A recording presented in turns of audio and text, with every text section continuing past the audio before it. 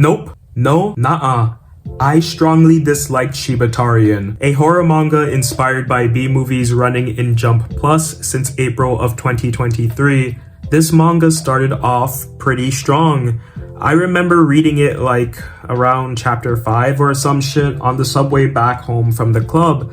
And this younger guy, he and his friend noticed me reading on my phone, so they came over, they asked me what I was reading, and I gave them a glowing endorsement for Shibatarian. They gave me like 2 M-pills or something afterwards, and we went about our ways. After a few months, when this manga started to fall apart like a relationship built over Discord, I felt incredible regret for recommending it. I hope you strangers are okay.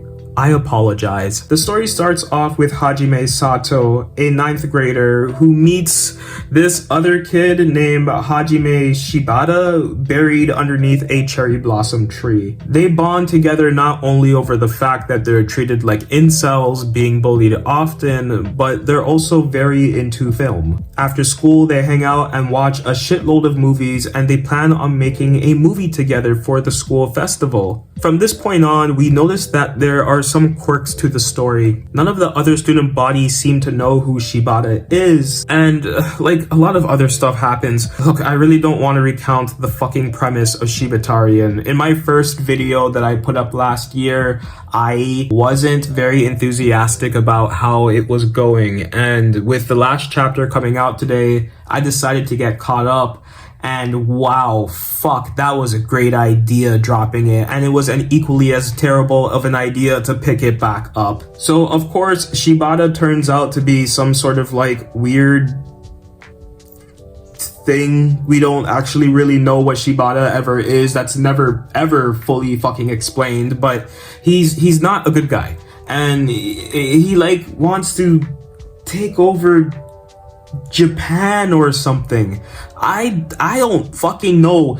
Look, this isn't going to be a typical review. This is more so going to be me ranting about how shit this manga was and why it's important for people to give manga like this a chance before declaring how good or bad it is. I've touched on this topic in the past with other series that usually end quickly. The difference between them and Shibatarian is that this was always planned to be a 36 chapter series. I don't fully believe that. I genuinely don't. Even if the mangaka did tweet it out, I'm reading the story, I'm going through all the chapters, and like the last 12 chapters after the false ending were extremely rushed. It was a completely different vibe from the 24 chapters beforehand. The art went to shit, the dialogue completely shifted, the plot went out the window, nothing made fucking sense. Even if it was planned to be wrapped up in 36 chapters, there was obviously an idea here that could not be condensed into so few chapters. The mangaka, Katsuya Iwamuro, look, I can tell they're talented. I know that they definitely have some ability there, and I think their storytelling is rooted in technical prowess that's being developed by consuming other media, television, movies, of course. But Shibatarian itself, it was such a confusing manga. It's actually really upsetting too, because there's no reason why it needed to fucking go off the rails like this. One of the first things that stuck out to me that was frustrating was the inconsistencies with the font style and the lack of imagination for what fonts to use. That's not really a problem for the mangaka though. That's probably more directed towards the typesetters or the editors, but to be honest, it didn't add anything to the story, especially when the fonts looked pretty solid in the first dozen or so chapters. I do remember that being a thing with Shibatarian. Something I definitely can put on the mangaka is the art. The art was all over the place. Katsuya Iwamuro is a somewhat talented artist, yes. I think they draw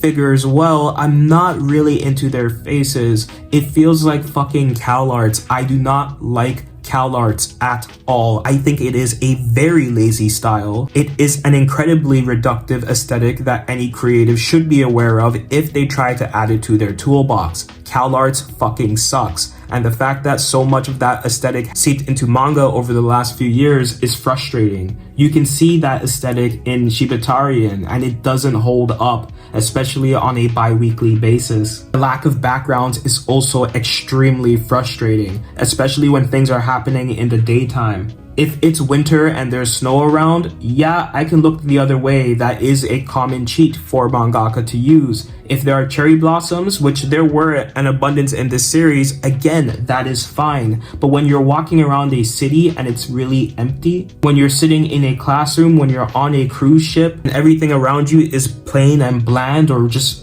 empty, that is not cool. You have enough time to draw 30 odd pages every 2 weeks. If you can't, then this is the wrong format for you. As fans and consumers of manga, I really do think we need to start shaming artists into not taking so many shortcuts, especially as they reach the crescendo of their series. Aside from the piss poor art that never improved over the year and a half of this series being published, the story, as I mentioned multiple times already, made no sense. It was all over the place. Yes, I know it was inspired by schlocky B flicks, but it didn't feel like a horror film at all. It didn't feel like a suspense. It barely felt like a thriller. It took the worst qualities of all of those themes and threw it into a pot, hoping something good would come out. Nothing did. And that's real horse shit, because Hajime is a great main character. I think his design when he had blonde hair when he was younger was better, but regardless of which, I really did enjoy him throughout this manga. Even his relationship with Michika, I don't know what happened there, but Michika Watari, she was like the typical yandere bitch. That wasn't even really played into after chapter 20 something. When she gets knocked out, she kind of gets shelved for the rest of the series. Hajime Shibata started off as an intriguing villain. I really liked what I saw from him. I liked his relationship with his surrogate mother. I really thought there was a lot of potential. But then when everything became about Shibata's, that really turned me off. Like, it just felt like really cheap shadow clone jutsu being done over and over again. And yeah, in fact, Sato would end up doing the whole everyone looks like me, everyone is a clone of me. That was used in the second part of Shibatarian as well, and I don't understand why the mangaka went in that direction. It minimizes his villain, making him seem very cartoony. Shibata had aura. He was an actual villain with a motive, but then his motive became nothing. His threats became fucking nothing. He was just an annoying character who didn't really contribute anything towards the plot. The ending was atrocious. I don't even really know how to explain it. If you like shitty B movies, maybe you'll like this manga, so I won't spoil it for you, but I will say that nothing really happened. Seriously, nothing at all happened. Many lives were at stake. There was some political commentary. There was definitely mention about the societal issues that are currently happening in Japan, like the lack of births and how bringing in a whole bunch more Shibatarians would mitigate the issue that the country is having with their shrinking population. None of that was built upon, so this all came off as like throwaway lines. The ending ultimately means nothing because it's so improbable. It doesn't even make fucking sense. The US Army getting involved was so stupid. Like, was this just so the mangaka could make references to American culture and things that they like? It was really quirky, and I don't think it was effective at all. I'm not going to keep on going. This is frustrating. I'm not happy talking about this.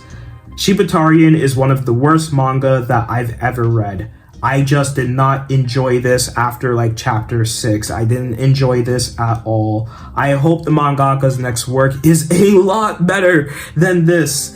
They seem to have a fair amount of skill, understanding for how quickly published series need to be set up with cliffhangers and have at least an engaging cast to keep readers interested. Mangaka seems to have a fair amount of skill. They definitely know how to write a shonen series and a bi-weekly series. They could probably even do weekly. I don't think they have any aptitude when it comes to color pages, but they do use a lot of double spreads, which y'all know I'm a slut for. I just want to see Iramuro put all of this together in the right order with the right dosage. Until then though, 2 out of 10.